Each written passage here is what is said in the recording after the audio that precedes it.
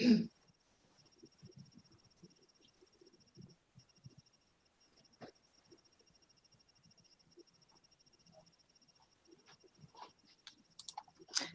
everyone, and thank you for joining us for another Sundance live stream. Today, we are pleased to welcome writer and translator Ann Goldstein and editor-in-chief of Europa Editions, Michael Reynolds. Moderating our discussion today is Judith Rodby. Today's live stream is made possible in partnership with Nevada Humanities and the Nightingale Family Foundation. Ann Goldstein has translated into English all of Elena Ferrante's books, including the New York Times bestseller, The Story of the Lost Child, which was shortlisted for the Man Booker International Prize. She has been honored with a Guggenheim Fellowship and is the recipient of the Pen Renato Poggioli Translation Award. Most recently, she translated the new novel, The Lying Life of Adults. Michael Reynolds is the editor-in-chief of Europa Editions. He received the Golden Colophon Award for Superlative Achievement and Leadership in Independent Literary Publishing, awarded by the Community of Literary and Magazine Presses in 2016, and was a 2017 Epiphany Magazine honoree for publishing excellence. Judith Rodby, PhD, Professor Emerita of English from CSU Chico, leads our monthly book club and is a voracious reader who enjoys connecting with fellow book lovers. Judith led the National Reading Initiative for the National Writing Project and has facilitated book clubs for children, adolescents, and adults. Now I will turn things over into the capable hands of Judith Rodby. Welcome. Thank you. So I thought we would first try to talk about Elena Ferrante's work and Ann's translation of her, and then about issues of translation in general, and about copy editing. How is it the same, technically, theoretically different than translation? But to get started, I would hope that either Michael or Ann or both of you could, in brief, tell us something about Elena Ferrante, introduce her to us. I'm not sure who's listening and how much they've read of her. It could be people who have, like me, who are voracious readers of her, or people who have read very little to nothing. So if you could pitch in and tell us, who is she?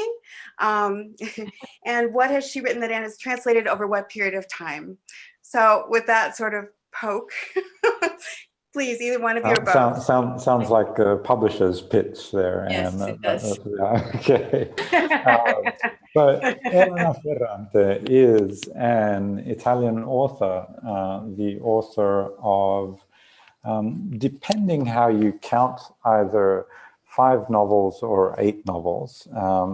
She would say that her most famous books, the Neapolitan novels, which include 4 installments beginning with My Brilliant Friend, are actually one big novel, yeah, rather than 4 books, 4 separate books. So if you count the Neapolitan novels as one novel, then she is the author of 5 novels.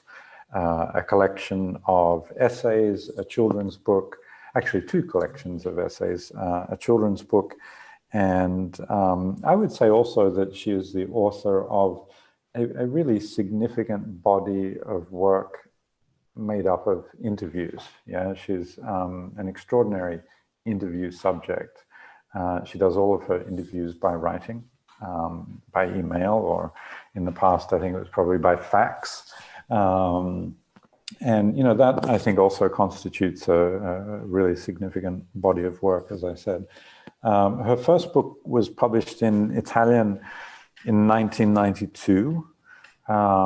She published, following that, 3 short standalone novels.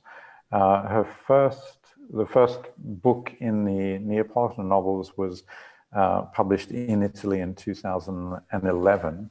And a year after that, in Ann's translation in the United States, with the title My Brilliant Friend. And that sort of was the beginning, I would say. You know, she had a very strong and faithful, loyal readership in Italy, even before My Brilliant Friend.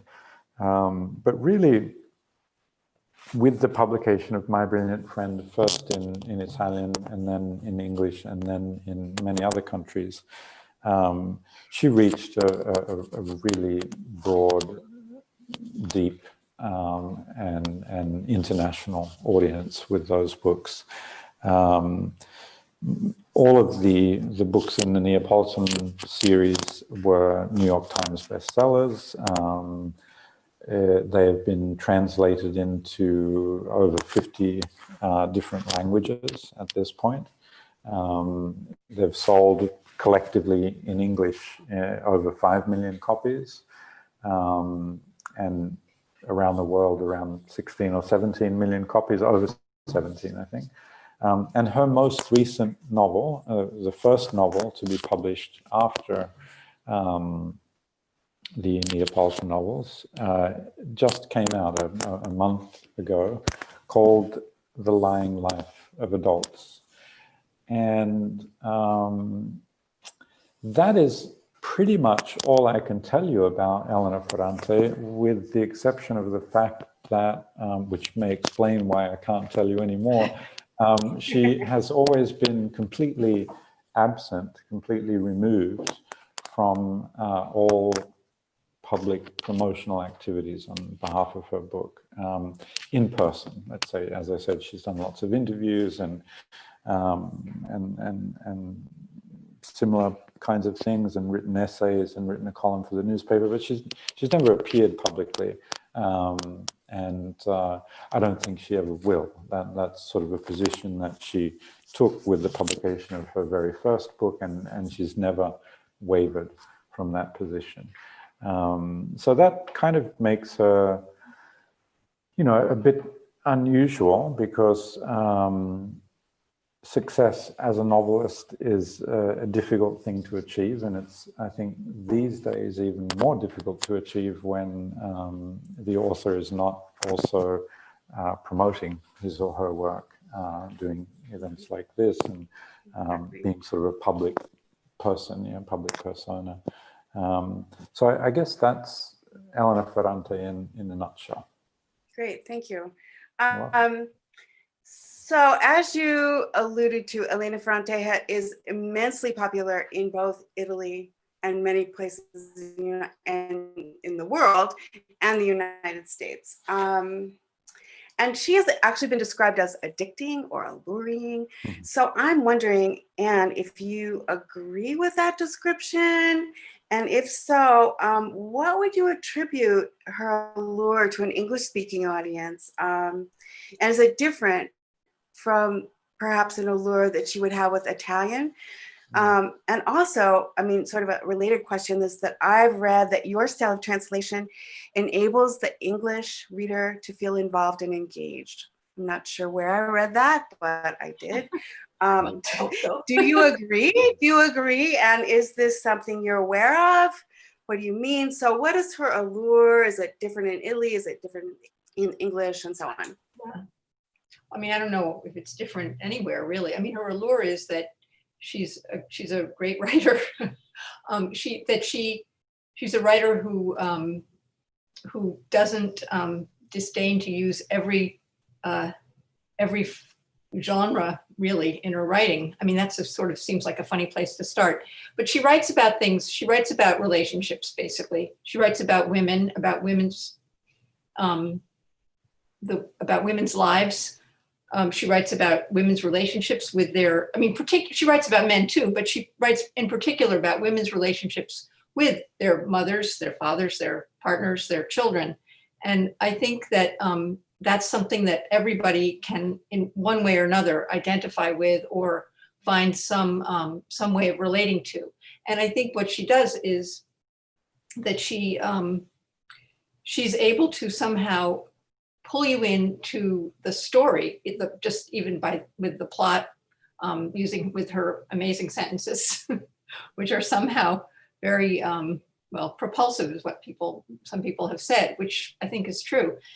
But she also pulls you into places that you think that you know about. You think you're going to see something that's kind of familiar, and then she takes you further into some place that you may not want to go, or that you may not have thought of. And so I think that she has this ability to sort of make a reader read something that's so-called relatable, but that also goes beyond that. So I think maybe that's a kind of addiction. I don't know. Yeah. I mean, I've also felt like it has a lot to do with the first person. Oh, well, yeah, for a first person writer, I think is, for sure. But Yeah. you know, you referred to her sentences. So are there elements of the novel that you've found particularly Italian that you've had to work with to translate into English, particularly like the taxis of her propulsive sentences, the clauses after clauses, and the sound. Well, it is a style that works better in Italian than in English, let's just say. But I tried to preserve that in the translation, or the translations, to keep that that sense of movement, which isn't always easy. But I've sort of gone against certain rules that as a copy editor I wouldn't have allowed my authors to do. But I allow myself to transgress. Imagine the inner turmoil. Imagine the struggle. Yeah. Can you say a little bit more about that, like about the sentences or the copy editing and how it's influenced you in this situation? Well, I mean, in a general way, of course, copy editing has influenced me in the sense that it's sort of in my nature to pay close attention to people's sentences, to punctuation, to the structure, to the grammar, to all the details of what goes into a sentence. And those are both things that, those are things that apply both to copy edit and to translation. So Ferrante sentences are not natural English sentences. Her long sentences are not all like that, but many of them are not. But I think that I've been able to, I hope I've been able to put them into an English that sounds like English, but that has the flow and the sort of the drive of her Italian. And the sound. She talks a lot about wanting to get to the truth of something, the truth of an emotion, the truth of something that happened. And I think that that's what those sentences do, those long sentences. She says, well, I thought this, and then, but no, really it was this, and she goes on to get to really what the precise word or emotion or truth that she wants to express. Is the sound also something that you're aware of working with? Well, in Italian, it's impossible not to be aware of the sound, I think. That's one of the things that's so wonderful about it, is that it's, it's music. Well, most languages have their version of music, but to me, Italian particularly. I try to be aware of that. I read to myself in my head all the time. So the issue of dialect and dialect is almost like a character in the novels, in which the dialect, when they switch into a dialect and they say, it's almost like there's a dialect, now we're speaking in dialect. And I was wondering if you speak the dialect, or how had you come to work with that issue in the novels? And well, she doesn't actually write in dialect. She doesn't write. She'll use a word or two. Yeah, but just to make that clear. But of course, when usually dialect comes when people are speaking, so it's likely to be a little more colloquial, a little looser, a little more slangy anyway. I've actually. I didn't really know the dialect, and I don't know the dialect, but I've been working on these screenplays for the HBO series, the HBO Rye series, and which are written in dialect. A lot of them are in dialect, so I've kind of by force had to learn a little dialect. But and it's different, it's definitely different from Italian, but it is the language of sort of intimacy. It's a language of it's also a language of violence, but so it is this kind of of intimate violence in a way. Yeah, the two things together. It's true. Also, and she has in one of her interviews somewhere sort of spoken to the fact that it would be almost nonsensical for her to write actually in dialect, because it's a physical thing for her. She feels that intimately. She feels it as a violence dialect. So writing it down, which is not the same, physical presence. It doesn't possess the same physical presence. It doesn't make any sense for her to write it down. And then, when movies or TV shows are made of her books, then all of a sudden that process is reversed and it's externalized again, and the violence and the intimacy and the familial nature of dialect becomes evident again.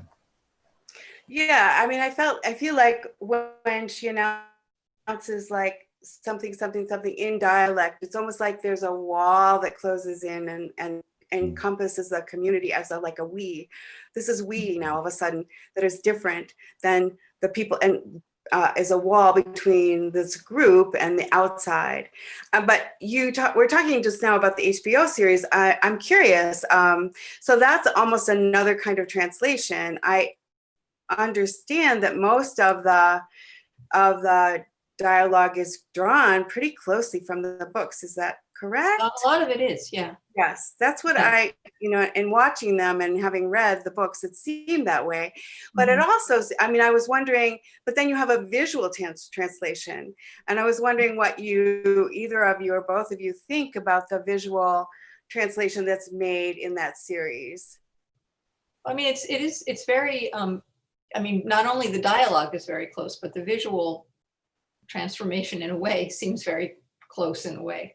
It's not, he doesn't really stray from what's going on in the novels. I mean, yeah. Have you had a lot? Go ahead, Michael. I found it quite striking, sort of the way that they designed the set. It was a very theatrical. It was almost theatrical, stylized. Yes. It was extremely stylized, and at first I had two thoughts. One was sort of more mercenary. It was as the publisher thinking, "Oh no, this is never going to work in America." This level of stylization and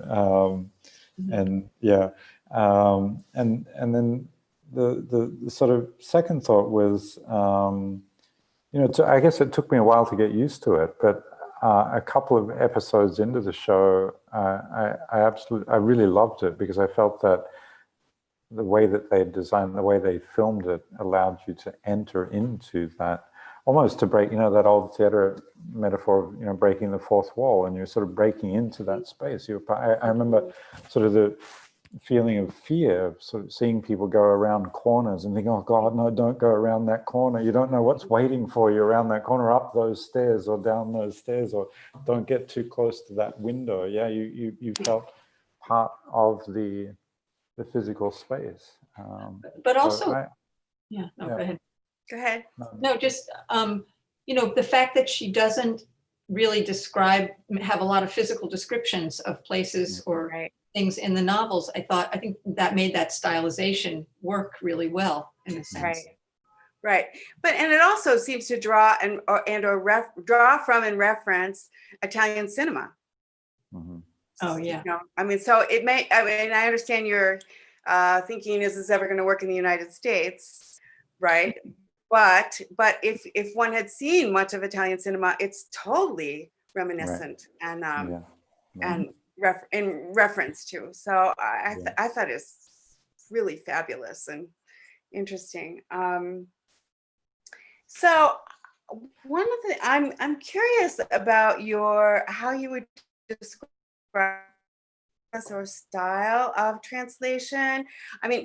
I have been long interested in the claims that George Steiner makes about translation, how he claims that all translations are inflationary, that the translator has to somehow explicate, and explication is naturally additive, because it can't merely restate, it can't merely try to restate exactly the original unit, but must create an illustrative context, and a field, what he calls a field of ramifications. And which I thought, one example of that was the way in which the books reference fairy tales, and that there's that. I mean, they don't directly reference fairy tales, but there's shoes and the bracelet, and and men actually trying to get their feet into shoes, and whereas I mean Cinderella, and her stepsisters couldn't get their feet into those shoes, and then there's in My Brilliant Friend, then the men are trying to. It's there, and that context of fairy tales kind of informs and is additive in a way. And I was wondering if you're ever aware of that in translation, or what is your process of translation? How do you think about it? I don't really think about it in terms like that. I mean, I really do think about it, as I said, as a sort of sentence by sentence work. I mean, of course you have to read the sentences in the context, read everything together. But I don't think about it philosophically, unlike George Steiner. Mm-hmm. And I don't think it's inflationary. I mean, I don't think you do have to do that, really. I mean, yes, you can say, well, you have to explain a reference here or there, maybe. But I think that the book, well, at least certainly Ferrante, well, no, I think probably any translation, I mean, it creates its own world.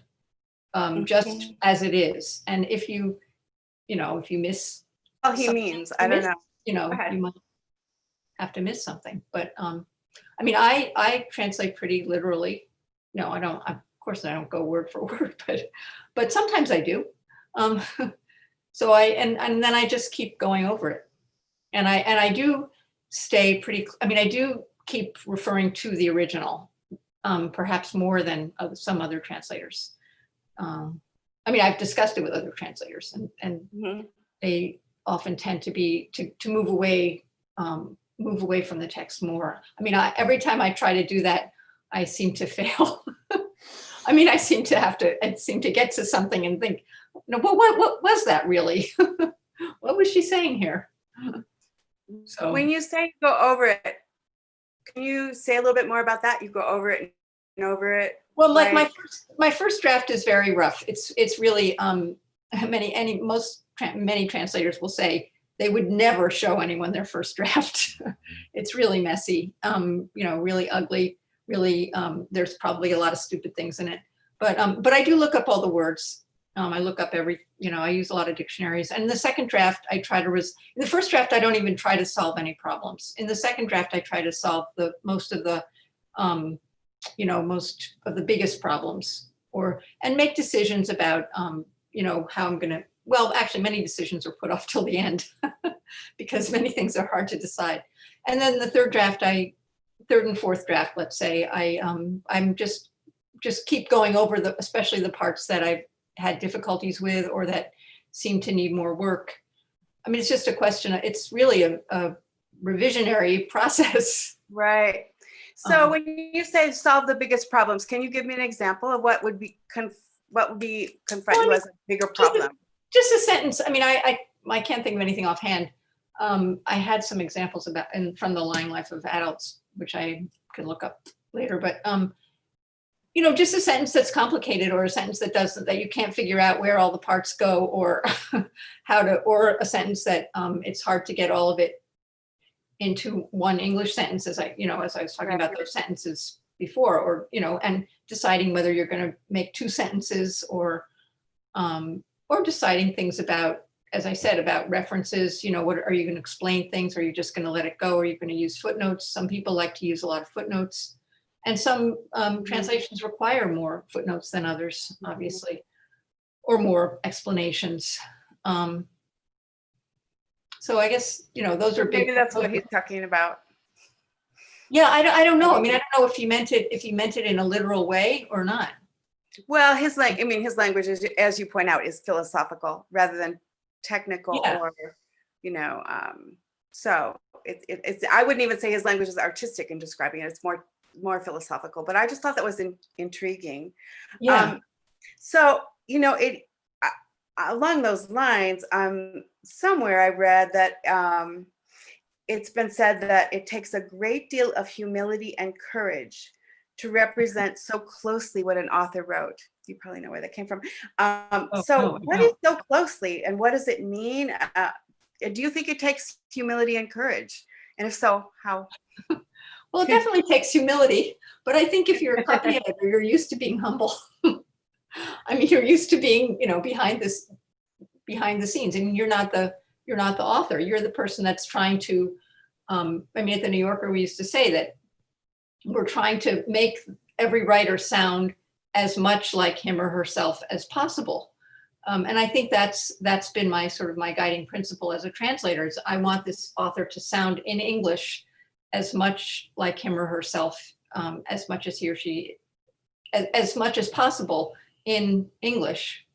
I don't know, wait, I got that backwards, but anyway, that this Italian prose is somehow rendered into English as closely, as faithfully as possible. Faithfully, I guess is not a good word to use because people interpret that all different ways, but Right.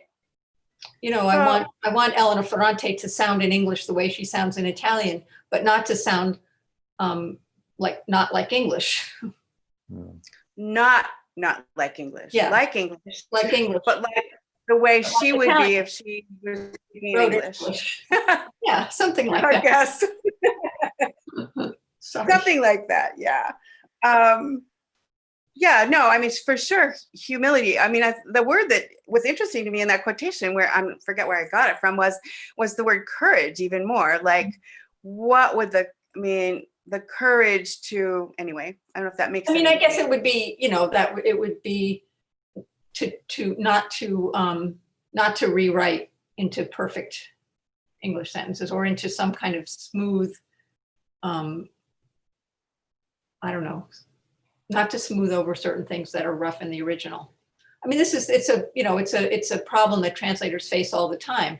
Are you going to be accused of being a bad translator because you've tried to make this writer sound like, a writer who is, let's say, does odd things in his or her own language, and you try to reproduce that in English, or you're just going to get criticized for being a bad translator. Yeah, right. So it's a fine line. It is yes, exactly. And that's probably what this quotation was trying to get at. That I've heard you describe your process with the word grim that you went through. Yeah. that was an example of a word that was difficult. Yeah. So maybe you could, if you remember what you said, or no, I mean, I just said that this is a word that's what you're thinking in Italian, the word is arcigna, and it's much is made of this word because at the beginning of the novel, the Giovanna, the protagonist, is referred to as that by a friend of her parents, the father of her friends, and there's a whole discussion of this word. So the translation needed to be particular. I mean, you couldn't just say, oh well, this, well, not that you ever do, but because it was like the focus of a whole scene, it became important. And, I mean, I tried many different things like, I don't know, sulky, sullen, I can't remember any of the others, stern, dour, and then I ended up with grim. You never know. It's so easy to second guess. You never know if that was really the right word or not, but that's what I ended up with. But again, I mean, just as an example of how many, of how you have to not only interpret every word, but then make a decision of what English word is going to have the right nuances, or as many of the right nuances as you think it should have. But or the word that you settled on for street, the big street. I can't remember. I don't speak Italian. Well, that was another example of a word that doesn't exist in English, because Italian has this wonderful ability to give a word a nuance by adding a suffix, like a suffix that makes it something smaller or bigger or better, or louder, softer. I mean, all these kinds of things. Like, I mean, most people know, like, for example, fortissimo, very loud. So, but you could do that with any word, or most word, adjective. But stradone, the basic word is strada, which means street. So it means a stradone. One is a a suffix that makes something bigger. So it's a big street. But you couldn't in English say the big street every time that word occurs, because it occurs a lot and it's an important feature of the neighborhood. So finally, I mean, I tried many different things, you know, wide street, broad street, big street, avenue, boulevard, but I didn't think they were words that were right for this neighborhood. So in the end, I just described it as a big street, and then I left it in Italian. You know, I don't know if I would make that same decision, but anyway, I did make that decision. Yeah. And plus, I think it, you know, it gave you it reminds you that you are in Naples or in Italy. Right. Right. Yeah. And I thought maybe that was the inflation. That was like a place where you mean to return to the kind of philosophical issue of Mhm. Of the ramifications of something, you Mhm. know, where you have a word that has all these ramifications that you're using. So I thought that was interesting. So I've read also that the style of the Neapolitan quartet has been described as middlebrow, meaning I suppose that it's not, I mean, that's not me, that was I'm like air quotes, that it's not elevated literary language, and that I also read in the same, wherever I read this, that this style allows for the feminist theory to be kind of carried along in an easy way. And so I wonder if you have some thoughts about that, and also and relatedly, if you have felt like influenced by the Italian feminists, like the Milan Women's Bookstore Collective. I mean, have you read them? Do you feel their presence in the prose? Do you feel influenced by them in any way? So, No. long question. Sorry. I mean, for me, no. I mean, I hadn't read them. I mean, I knew something about them, but I hadn't read them and I didn't read them. So I couldn't say if there's an influence in the prose. I don't think so, really. I think that they're much more philosophical, much more abstract. And Ferrante is not abstract. And I think a lot of that kind of, especially Italian writing, is abstract. Right. I don't know. And I thought maybe that's what the reviewer, whoever I read, said meant by saying it was middlebrow, that it was not abstract. It's like concrete. So I was kind of surprised by this juxtaposition of the Italian feminists and the middlebrow. I don't know, Michael, maybe you know more about it. Yeah. I mean, I tend to think that I tend to think that words like middlebrow are typically leveled against female writers. I know. That's why I had to do this, you know. Right? Exactly. And that's certainly a prejudice that Ferrante takes on, of course. Yeah, because she has made great art, a saga,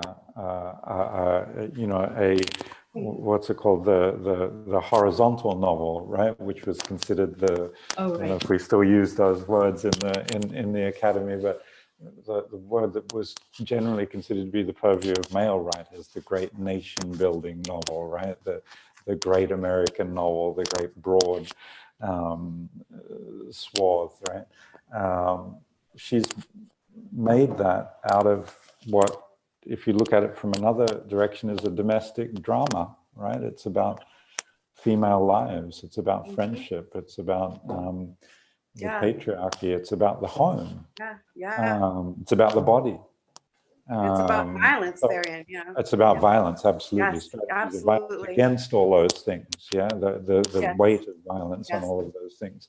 So she's definitely writing against those things, and I get the feeling, in the same way that Elsa Morante embraced the idea of middlebrow. I get the feeling, I can't speak for her, but I get the feeling that Ferrante probably embraces it as well. Well, and it hasn't been said that Elena Ferrante is kind of an homage as a name to Elsa Morante? I don't know. Anyway. Yeah, could well be. She's certainly indebted to Elsa Morante and acknowledges that. Yeah. So to take a little bit of a swing into the lying life of adults, I was wondering if Anne would read the first paragraph, because I think in part, well, giving it away, I mean, it's illustrative of that kind of sentence. I mean, and the tone that is set, anyway, it's so beautiful. So if you would. Thank you. Sure. Thank you. 2 years before leaving home, my father said to my mother that I was very ugly. The sentence was uttered under his breath in the apartment that my parents, newly married, had bought at the top of Via San Giacomo dei Capri in Rione Alto. Everything, the spaces of Naples, the blue light of a frigid February, those words remained fixed. But I slipped away and am still slipping away within these lines that are intended to give me a story, while in fact I am nothing, nothing of my own, nothing that has really begun or really been brought to completion, only a tangled knot, and nobody, not even the one who at this moment is writing, knows if it contains the right thread for a story or is merely a snarled confusion of suffering without redemption. Yes, thank you. And most of that paragraph, I might add, is really punctuated as one sentence. So Yeah, it is the it is one accumulation. sentence. Well, yeah, it is one sentence, or almost, yeah. After ugly, it's one sentence. Yes. Yeah.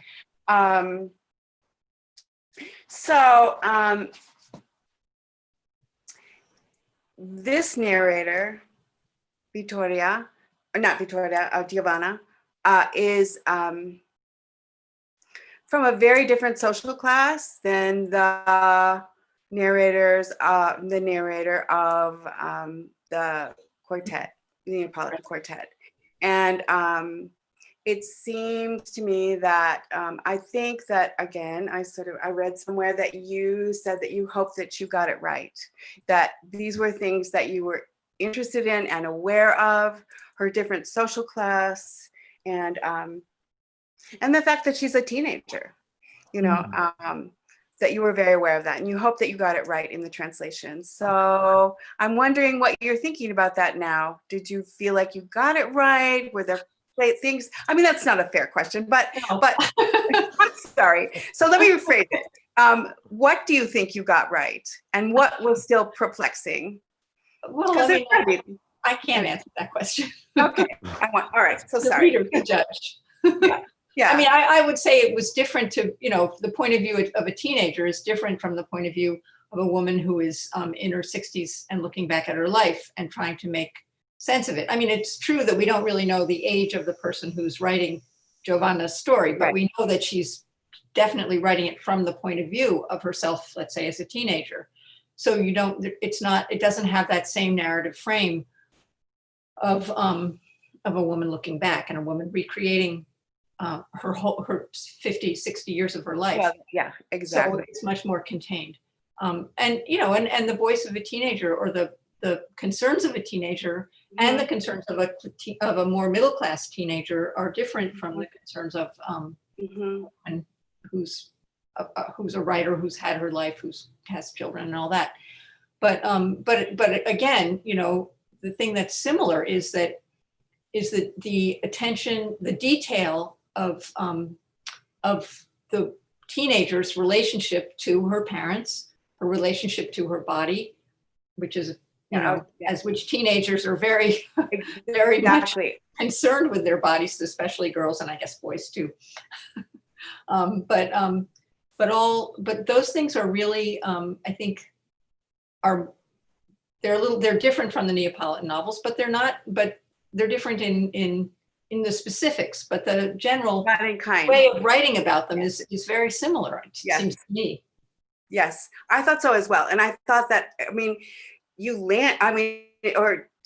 is landed. It is amazing, the insights between the young women and their concerns about their bodies, and the way that plays out in this, not the newest novel, and in the quartet. I mean, it's there's a lot of similarity, and in spite of the difference in social class and background and difference in age or perspective of the narrator. But I thought it was amazing. But I thought you got it right.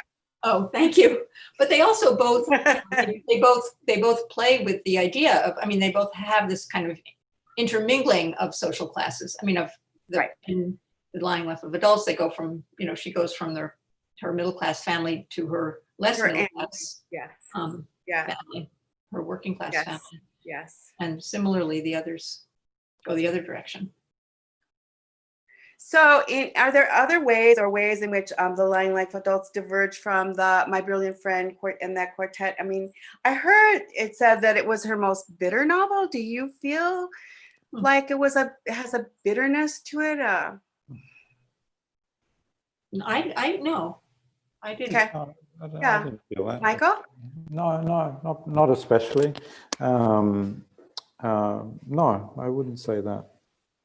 I mean, I think, that bitterness is a part of all of her novels. There's an element of that, and considering the the people that she's writing about and the circumstances and that they're in and the conditions that they live under, I think it's more than All of natural. them, even the middle class, even Giovanna.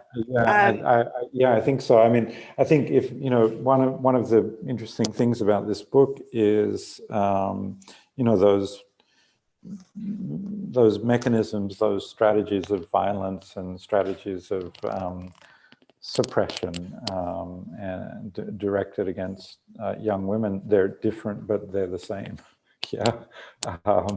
So there's a different set of problems in this new book, but in many cases they seem to overlap with some of the problems that her female protagonists have had to deal with in previous books as well.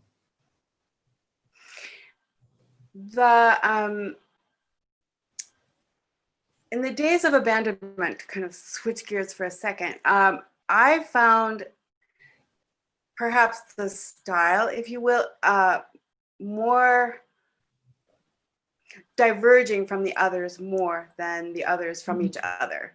And in the sense that I found that the claustrophobia, and I wondered if you were aware of just a complete whirling in on itself over in the world, and the way the world narrows and narrows and narrows and narrows. That is not what for me was not just a matter of the plot. It had and I don't read Italian, I don't translate myself, so I don't know how to describe that. I'm wondering if either of you have a sense of that, or and you as the translator had a sense of that when you were translating it, and then in reference to the other projects. Yeah, I mean, I guess that's definitely true, that there's a sense of everything converging together, both the plot and the language. Well, the plot, I mean, the emotional state of the protagonist and her language does kind of, turn in on itself in a way. And it's a little bit, I mean, it's a different, because it's so contained. It's different from the Neapolitan novels. Right. In the sense all of in one place, so for one thing. Contained in one place and much more closely in one person's mind. Mm-hmm. I mean, Elena, although the Neapolitan novels are narrated by one person, they're also, telling us about a lot of other people as well. And this one is really about one person's mind, I think. I mean, I think Troubling Love is similar in that way.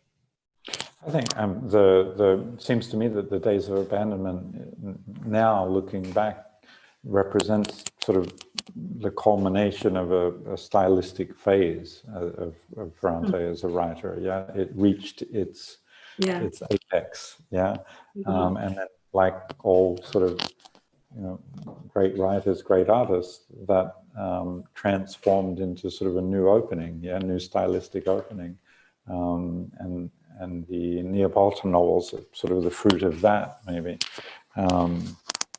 This new novel is, and in some sense, I think it's sort of somehow a merging of those two stylistic approaches. Yeah. In some ways, a return to the earlier novels, but then she certainly proved and demonstrated and learned to to manage as a writer, to manage a huge cast of characters in the Neapolitan novels. So, I think once you've had the thrill of doing that as a writer, you're not going back. You're going to put some more characters in, right? Yeah, that's very interesting. So, and do you translate from other languages other than the Romance languages, or just Italian? just Italian? Mhm. Yeah. And I'm curious, as I know that you have translated Jhumpa Lahiri, if Mhm. I'm not saying her name correctly, apologize. What is that experience like? Because she is a native speaker, so to speak, of English, having learned Italian, writing in Italian, and you are translating it back into English. Has that been any different? Well, yeah, I mean, of course it was very different. It was very nerve-wracking. Or how was it different? But I mean, it's different because, first of all, it's true. She's a writer well, now she's no longer a writer in English. I guess she's more of a writer in Italian. Right. But she was, she has written, most of her books, her great books Right, are her novel. Yeah. a wonderful writer in English. Yes. So there was no way I could hope to be, and nor did I want to be, or was I expected to be, Jhumpa Lahiri, translating Jhumpa Lahiri's Italian into Jhumpa Lahiri's English. That would be ridiculous. So that's what I was wondering. It just seemed like, as you said, nerve-wracking. It was kind of nerve-wracking because, I didn't know how she would feel about it. It was interesting, just her reasons. At first I thought it was it was a ridiculous assignment. I thought, why isn't Jhumpa translating her own book? But I could sort of understand why she didn't want to do it. She didn't want to rewrite her own book, rewrite it in English. And I wasn't going to rewrite it in English. I was just going to translate it, which I did. And it worked out. I think it worked out well. Her Italian, this was the first Italian writing that she'd done. And it was not, it wasn't hugely complex like her English writing. So it wasn't like her novels, right? Novel. So, it worked out. I think it worked out pretty well. As a footnote, I think she then wrote a novel in Italian, which I think she's translating herself. So I think that'll be interesting. It will be very interesting. Very interesting. I'm looking at our time. We have a little bit of time, and then we'll see if there's any questions from YouTube. But so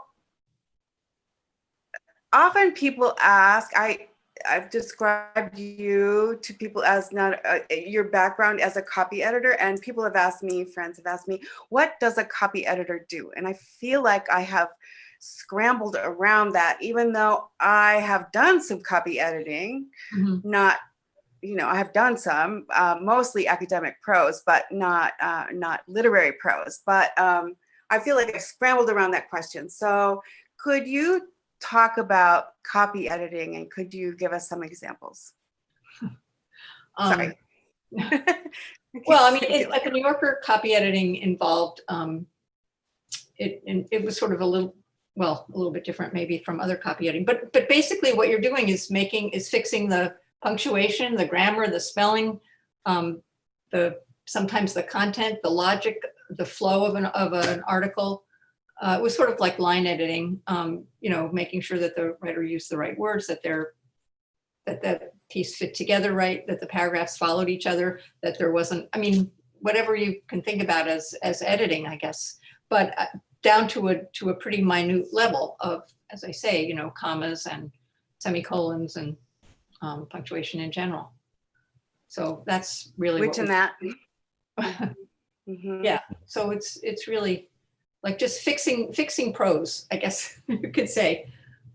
Not rewriting. Sometimes a sentence or some things need rewriting, but basically our job is not to rewrite, but to fix.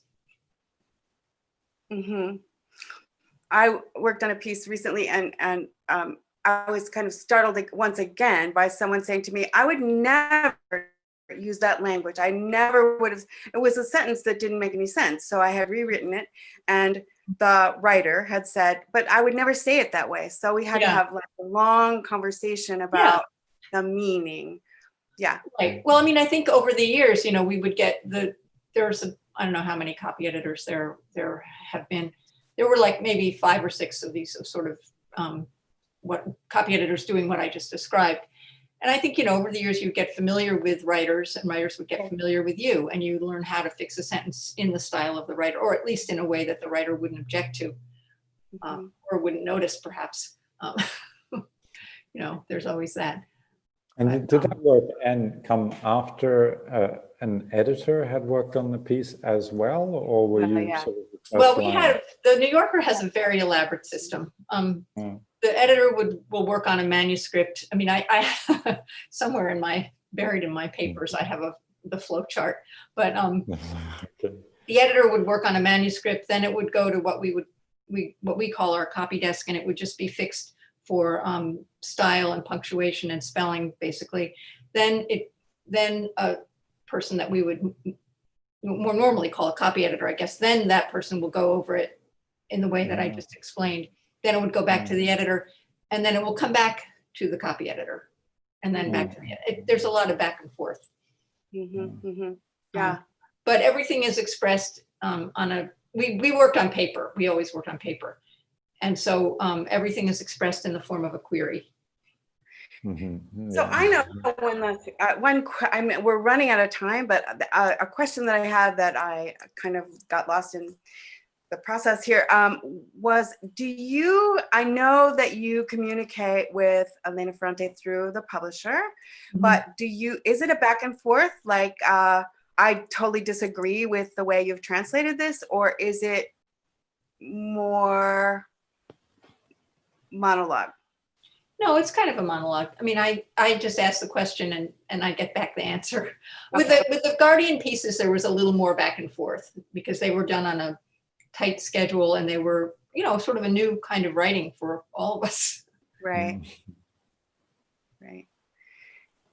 As I said, I think we're running out of time. Michael, would you like to add anything to our conversation that I've brushed over? Nothing. I can't think of anything that you haven't covered. Yeah. But, yeah. I actually have a quick question, a technical question for Anne. It was so interesting to hear you talk about how when you do your first draft, you take it apart basically word by word and you use your dictionaries, and it sounds almost like having a cake and taking it apart crumb by crumb and then trying to reconstruct basically the same cake. How long does that in general take you, and is the novel released in Italy and then you get it and there's a gap of time between when it's published in the United States, or do you get the transcript basically as it's being edited and they're both released at the same time? No, I get it. With Ferrante, no, it's been, she finishes the book and I get it just about as it's being published in Italy. So there's not that much time, really. Yeah. Well, I guess if this book had come out when it was, I did it. It would have been the same. It would have been the same schedule if it had come out when it was supposed to. It would have been pretty much the same. Yeah, it came out. This book came out in November in Italy, and there was I think a complete proofread, ready to print file of the Italian in October, maybe. October. I think I started in October, and then it had to be all done by February. Right? Wasn't it February? The end of February? Something like that. Yeah. So you've got this down basically. Do you have the routine and the science and you get it done and turned in? Try. Yeah. And last words? I have one last word. It's amazing. It's one of my apps. I am one who would describe myself as addicted in the spell of the allure. But this is one of my very favorites. So I can't say enough about this for all of you. Well, that was the question I sort of began with. I think I've thought about it a lot, and I think it is at every level. I think it is the way in which she describes the life of women and sex and mother-daughter relationships and father-daughter relation. I mean, not just this. I'm talking about all of them, and this, and all to the sentences, to the first-person perspective, and the dialogue. And I actually, even though I love Italy, the fact that there isn't a lot of Italy in the sense of atmospherically, I mean, it is, it's there in every sentence, between every sentence, but it's not like scenes of endless scenes Pizzas of and pasta mandolins. eating, right? I mean, to be silly about it, Yeah. you know what I'm saying? I mean, I think it's at every level, the way she hits it is so, it weaves itself together and kind of pulls you in. And I mean, I think her sense of women and their lives, and that is not just Italian and not just, working class or middle class or educated, or I think there is a universality to it that is so striking. Yeah. So Oh, well, thank you. That's great. yes, and with your amazing translations, so that bring this work to us, because I don't read Italian. I mean, and I don't speak Italian.